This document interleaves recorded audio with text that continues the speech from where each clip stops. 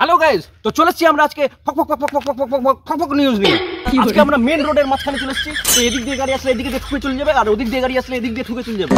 আজকের ভিডিওটা প্রচন্ড ইন্টারেস্টিং হতে চলেছে। আজকে যে কথাগুলো বলবো খুবই ইম্পর্টেন্ট, কেউ ভিডিও স্কিপ করবে না, পুরো ভিডিওটা দেখবে। আজকের প্রতিটা বাড়িতে খাওয়ার না জুটলেও প্রত্যেকটা বাড়িতে কিন্তু বাইক আর মোবাইল অবশ্যই আছে। এই দুটো জিনিস মানুষের জীবনকে একদম নষ্ট করে দিচ্ছে।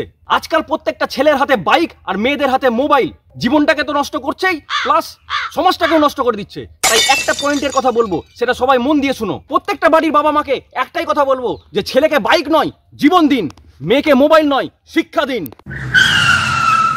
এই বাড়া, এই রাস্তায় জ্ঞান নয়, সাইড দিন। হঠাৎ